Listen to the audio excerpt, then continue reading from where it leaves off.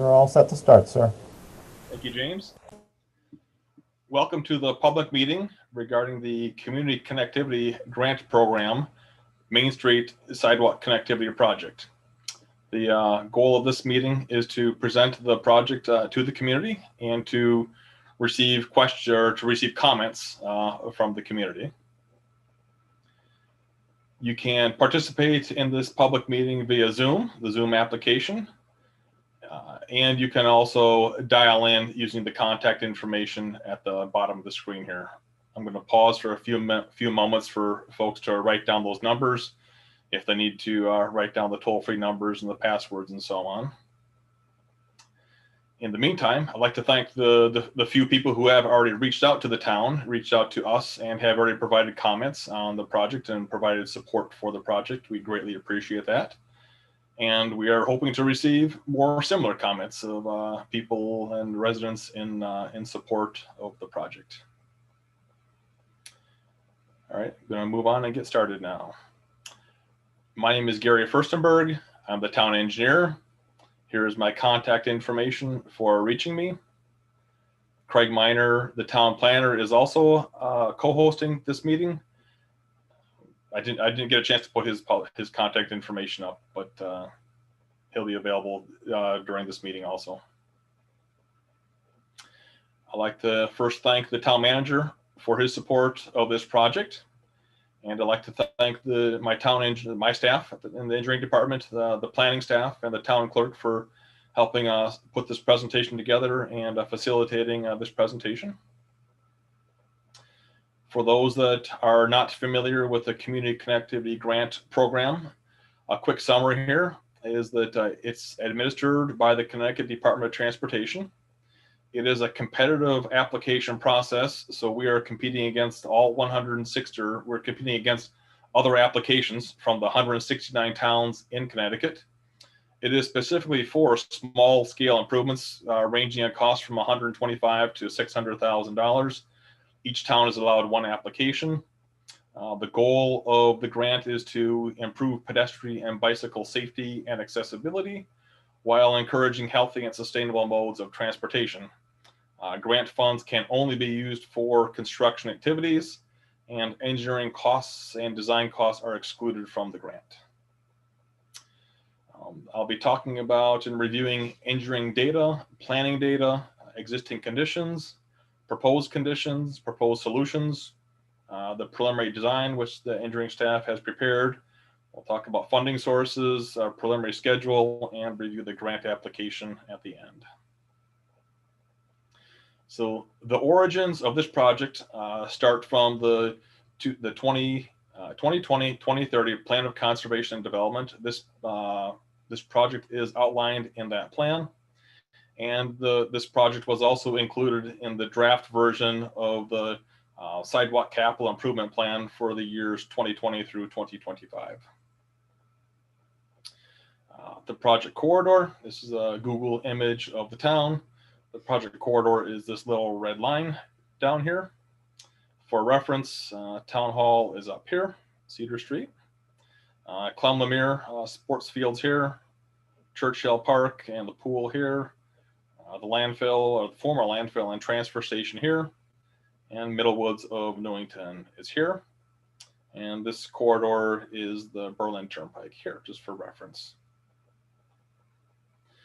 The project history, many of you are probably more familiar with the project history than I am, as you've probably lived in town for decades. So the landfill has been in place, or the former landfill and Churchill Park were constructed about the middle part of last century. The land entrance to the former landfill is here.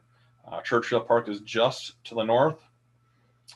Many of the parcels that you're looking at here at one point were part of the I-291 corridor, which the Connecticut Department of Transportation abandoned the latter part of last century.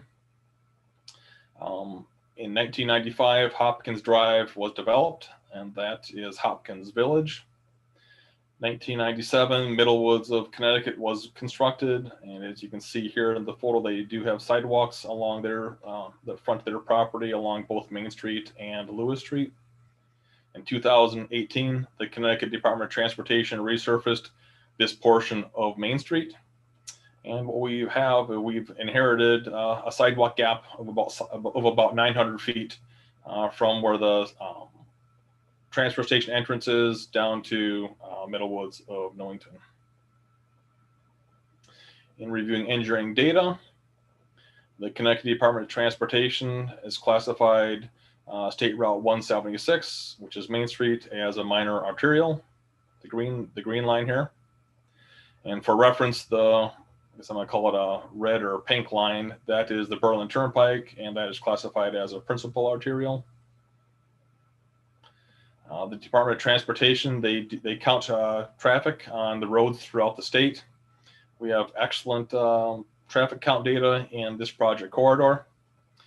In the southern part of the corridor at Lewis Street, the Department of Transportation counts 14,200 vehicles per day. And just north of the project corridor up at New Britain Avenue, they've counted 8,400 and 8,500 vehicles per day. You'll see I referenced 10,000 vehicles per day throughout this project corridor. The number 14,200, it's probably, it's a combination of both traffic on Main Street and Lewis Street. So that's why I just round and call it a nice round number. 10,000 vehicles per day is what you're probably going to see in this corridor. Again, for reference, this is the Berlin Turnpike. We commonly see traffic counts exceeding 30,000 vehicles per day on the Berlin Turnpike. Looking at planning data that we have available to us. This is not a complete streets project. However, we are applying complete streets methodologies to the project. The goal of complete streets is to facilitate multimodal transportation for vehicles, bicycles, and pedestrians, with the goal to increase the quality of life and increase property values in the project corridor. Going back to the plan of conservation and development, which I previously mentioned, the plan was recently approved by the Town Planning and Zoning Commission. It includes a pedestrian plan and a bicycle plan. And here is the pedestrian plan in the plan of conservation and development. The goal of the pedestrian plan is to extend sidewalks and to close sidewalk gaps. Sections highlighted in red that signifies high priority sidewalks. This corridor here is the project corridor that we're talking about in the plan of conservation and development. It is a high priority project. Concurrently, here's another high priority project.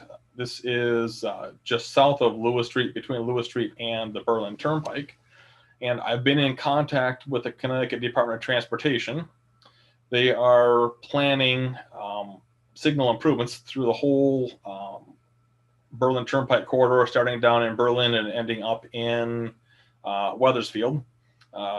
It's a very exciting project, I think. Actually, it's very cutting edge. It's called an adaptive technology project, where they will be upgrading and modifying the signals throughout the project corridor. As a part of that project, I've asked the DOT to consider constructing this sidewalk to, again, complete the sidewalk gap.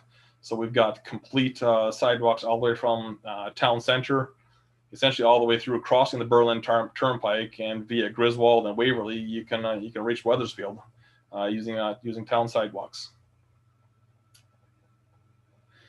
This is the bicycle plan and the POCD.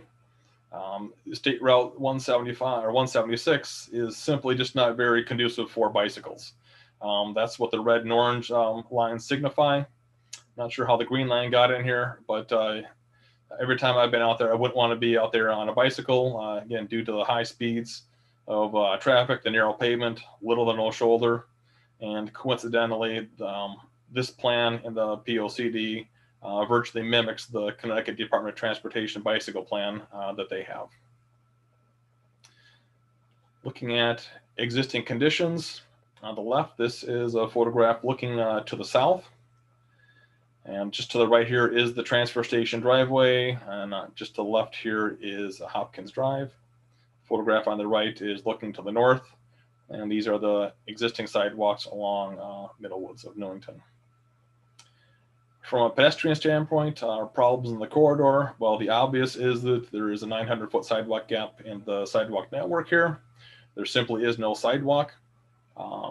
As a result of having no sidewalk here and other factors, pedestrians they're forced to share the road, share the pavement with vehicles. We're talking about 10,000 vehicles a day moving at roughly 40 miles per hour on a narrow pavement with little to no shoulder. Again, just an unsafe condition here. The guardrail in the project corridor requires pedestrians to walk in the roadway while they walk around the guardrail. Furthermore, there's uneven and steep ground surface behind the curb that requires pedestrians to walk in the road and share the roadway with vehicles. So here's where the 900-foot sidewalk gap starts. This is the northern end at the transfer station driveway here, and the southern end at Middle Woods of Newington. Here we see trucks in the corridor and pedestrians sharing that same corridor with vehicles. Again, vehicles moving at 40 miles per hour. Pedestrians in the project corridor. This green vehicle provided the pedestrians some courtesy and moved over to provide some space. Thank you. We talked about some uneven ground surface. This is a photograph of that where the ground surface slopes down. If you actually look closely at the ground surface, you're going to see this three-leafed plant, poison ivy. They always say, 3 leaves, let it be. So if you were to walk in the grass over here, you'd be walking through poison ivy. The guardrail that I mentioned earlier, you really can't walk behind the guardrail behind here due to the steep slope. So again, you're walking in the roadway, sharing the roadway with the vehicles. It's just all really an unsafe situation for pedestrians and vehicles. Just more photographs of the narrow pavement that I've referenced, we've talked about. So the proposed solution is pretty obvious. We want to connect the sidewalk gap. Here is the sidewalk in front of the town transfer station and Churchill Park. Here is the sidewalk down at Middle Woods of Newington, connecting the gap there. Oh, let me go back. This is a concrete sidewalk project.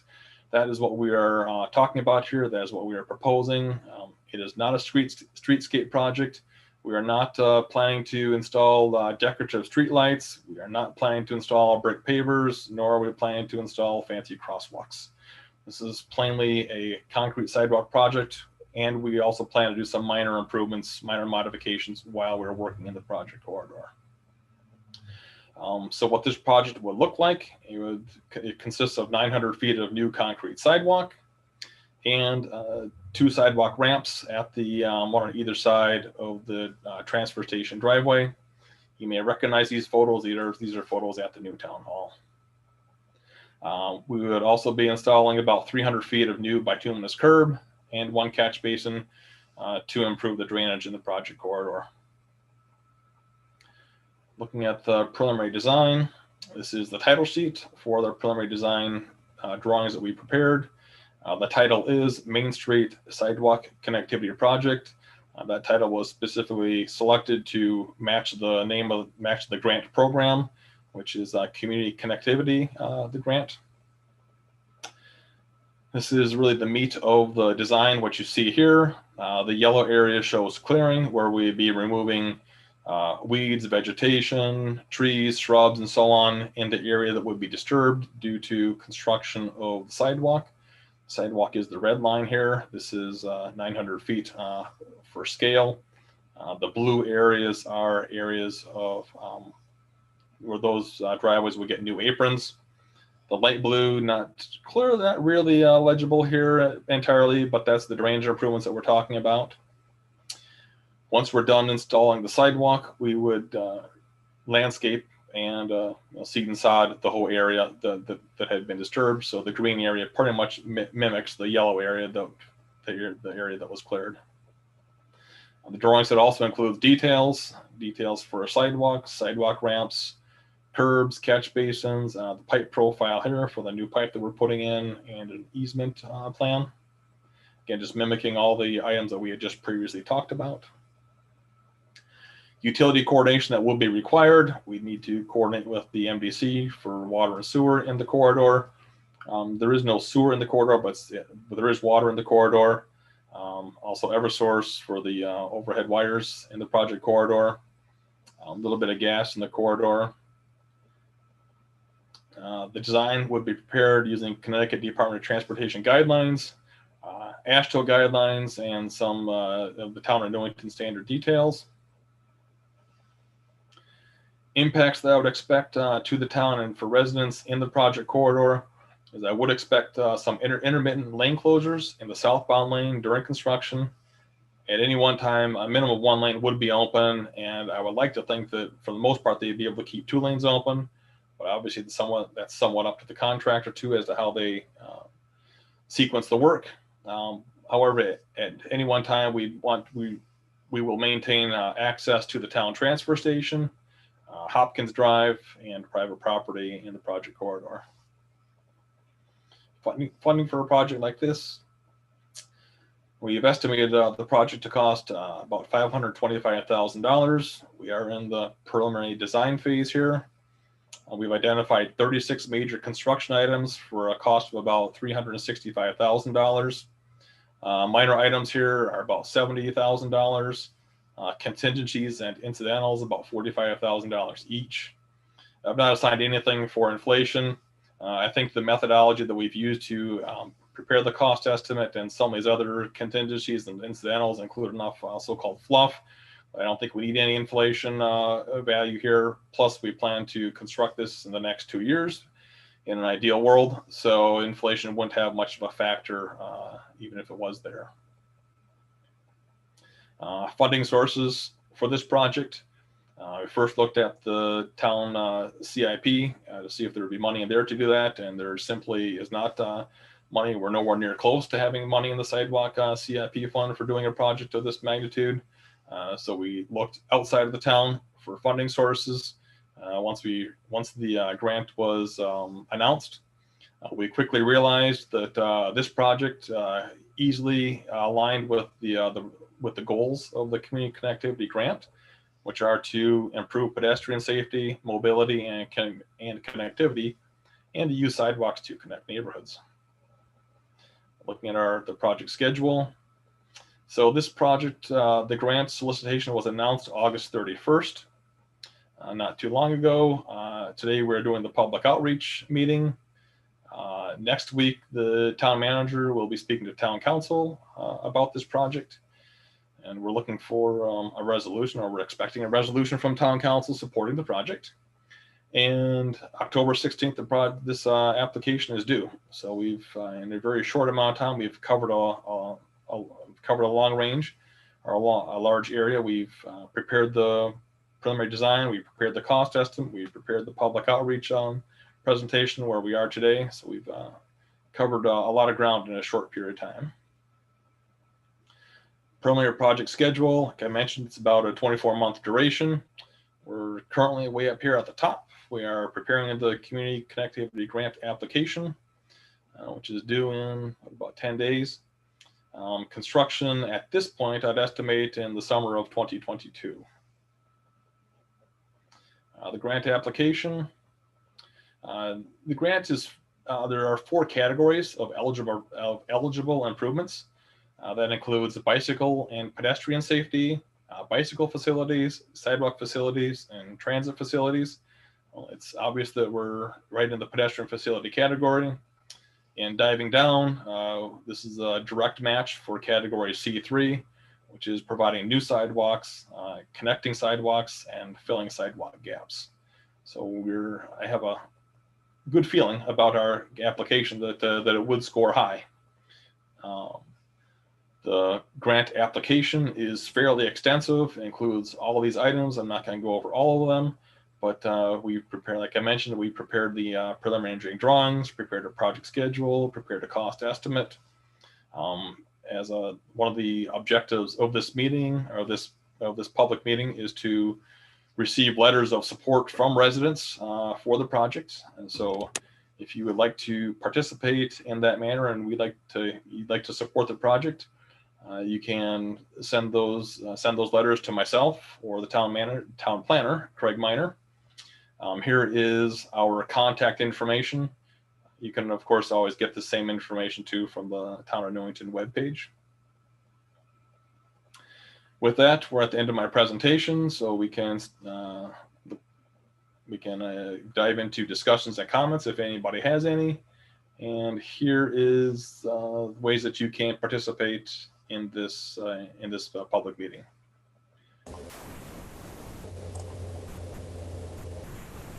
At this time, we do have 4 individuals on as attendees. If anybody's interested, they can raise their hands. I do have one member of the public who has raised her hand. If you could please state your name and address for the record, and then go ahead and speak. Rose Lyons, 46 Elton Drive. I guess I'll start with my last question first. You spewed out a lot of numbers about the cost and so forth and so on. Can you tell me the total cost for the project and how much we're applying for through the connectivity grant? The total estimated cost is $525,000. We would be applying for $525,000 part of the grant. Like I mentioned, that grant covers all of construction. It does not cover engineering or design costs. Okay, and what is the cost to the town if we do get the grant? It would really just be the cost to prepare the design. Okay, any ballpark figure as to how much that would be? Maybe. Well, what I would anticipate is that it would be a shared approach, meaning where the town would prepare some of the design and maybe sub out the final stages of the design to a consultant possibly. So I mean, it all depends on what that cost sharing and that level of service is Rose. Okay. But I mean, I think this is a great opportunity for the town to receive funding, for a high priority project. No, I understand that, but it's my standard question is how much is this going to cost the town? I've been public or been vocal about it. The municipal parking lot, we got $1 million grant, but it ended up costing the town $825,000.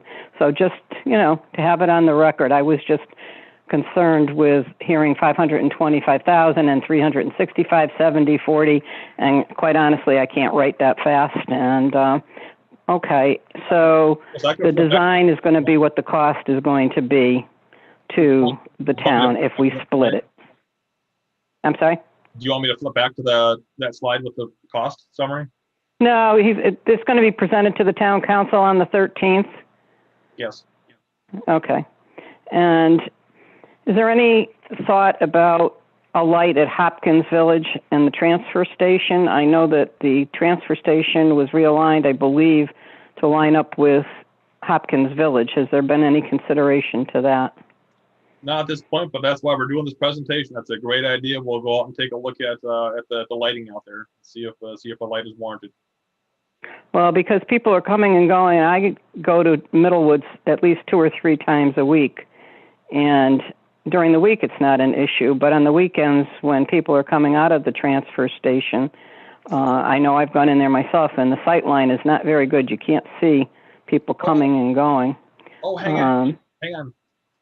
Time out line, Rose.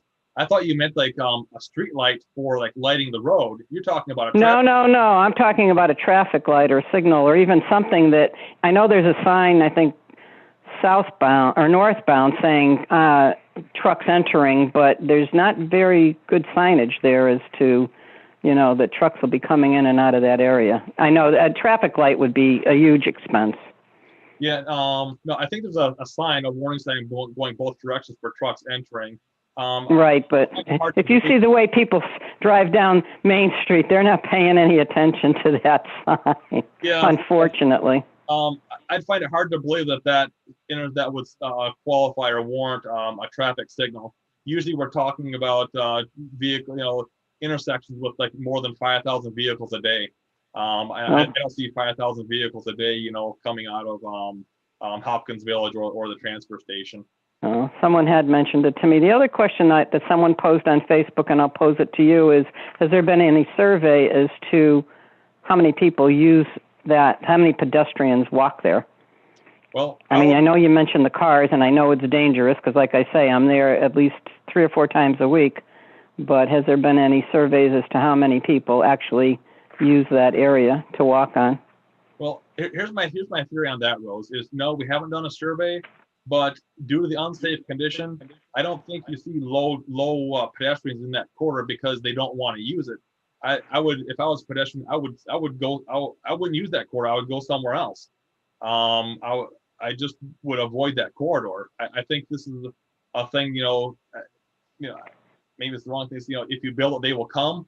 But there's a major gap in the town sidewalk network here, and we have an opportunity to close it. I understand that. I mean, and I'm going back 10 or 12 years when we had the Joint Committee on Community Safety, and Mitch Page had a subcommittee off of that, or another group, Walkable Newington, and he tried to get things going just like you're doing right now. And there was a lot of talk about connecting the other side of the Berlin Turnpike with Churchill Park and other areas. So if they can safely get across the Berlin Turnpike, are there any plans to do I don't know if there's a crosswalk there or not. I personally would not cross the Berlin Turnpike unless I had a lot of accident insurance.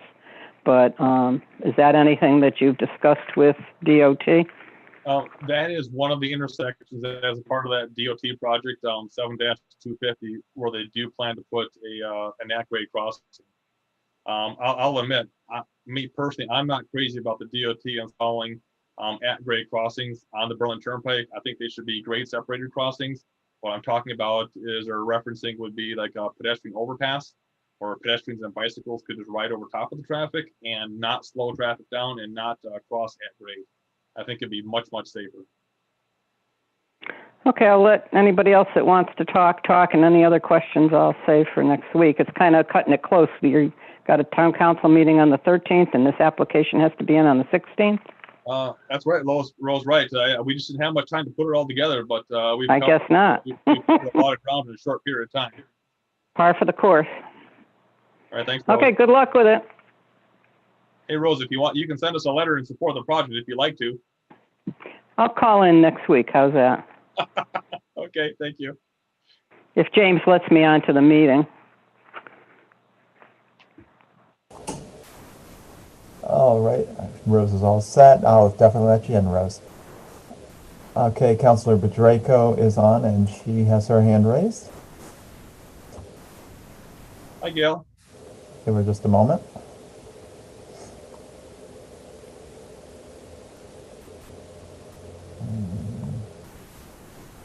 Am I?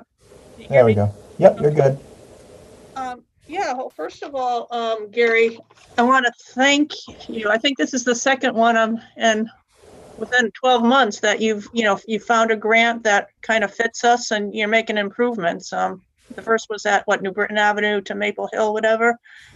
So I'm pleased to see that, we're looking at opportunities like this. And one of my questions was going to be, Rose's in terms of volume of pedestrians, but from personal experience, I mean, there have been times in the past where I kind of wanted to walk to Price Chopper. And, you get up to the top of Churchill Park and then, you're taking your life in your hands, and certainly I wouldn't walk back with a bag of groceries, whatever. So I kind of agree with you, Gary, that maybe if you build it, they will come, because it is very dangerous now. And I was picturing in my mind its proximity to Churchill Park.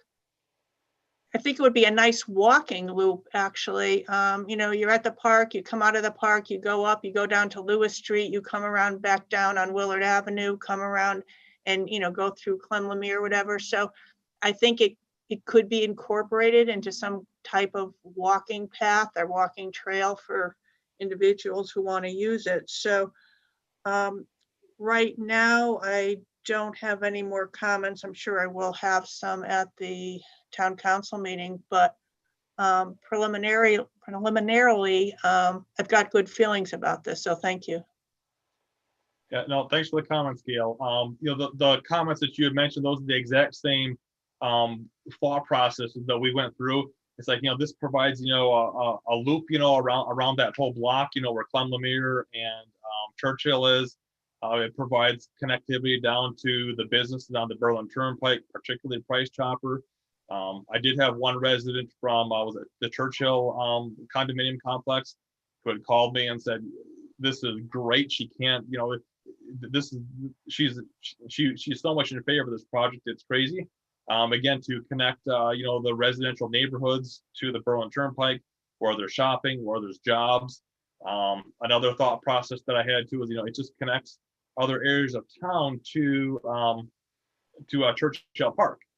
So kids, they can ride their bikes on the sidewalk, they can walk to the park. It just provides more access to Churchill Park too. Exactly. Thank you. Thanks, Gail. At this time, those are all of the attendees that are looking to speak. I'm not sure if the town planner would like to make any comments on the project itself. I'm all set. Thank you, James.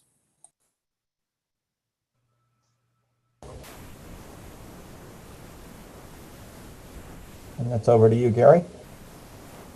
Would like That's to all I wrap it got. up? But if residents want to reach out to the town, please do. Hey, and any sort of letters that we can receive from town residents, that we will attach them to the grant application, and letters of support from the residents will enhance the grant application. Hopefully we score higher. Hopefully our grant, our application is accepted by the DOT.